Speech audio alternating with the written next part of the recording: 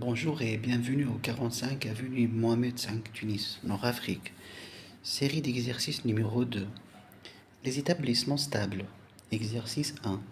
Dans le but de consolider la position de la société dans la région du Maghreb, les dirigeants de la société Perspective envisagent de s'implanter en Algérie.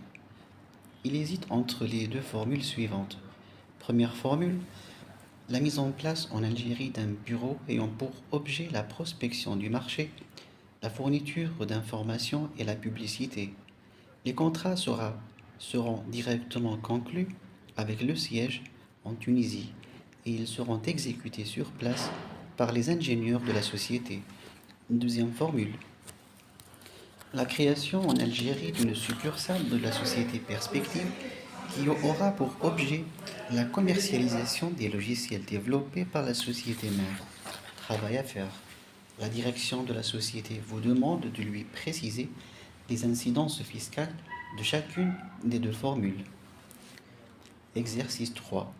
Des tours opérateurs résidant de France, d'Allemagne, de Suisse qui exercent leur activité en Tunisie par le biais d'employés détachés auprès d'établissements touristiques tunisiens pour assister leur clientèle, accompagnement sur les sites touristiques, vente aux clients des billets d'excursion organisés par des agences tunisiennes de voyage, moyennant une commission. Travail à faire.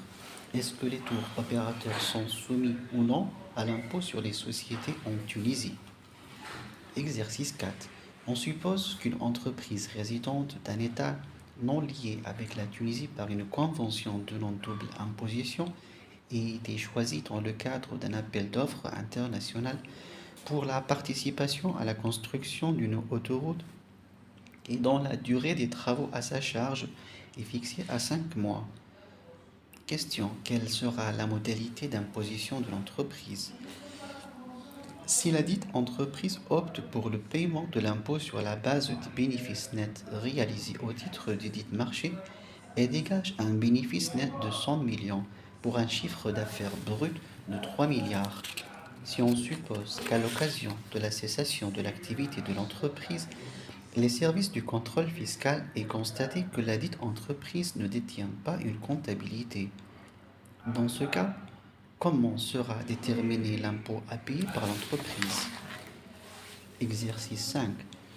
Une société résidente de France qui a conclu un contrat d'assistance technique avec une entreprise tunisienne.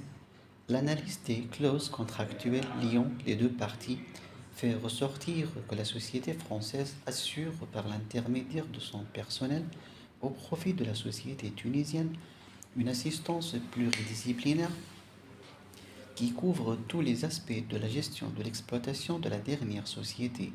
Assistance en matière commerciale, technique, approvisionnement, informatique, financière, fiscale, assurance. Quel sera le régime fiscal des prestations aux deux cas suivants? La durée des prestations est égale à 2 mois. La durée des prestations est égale à une année renouvelable tacitement. Exercice 6. Une société résidente d'Italie qui exploitait un cirque et qui a assuré des représentations et des spectacles en Tunisie pendant un mois renouvelable serait-elle considérée établie? Exercice 7.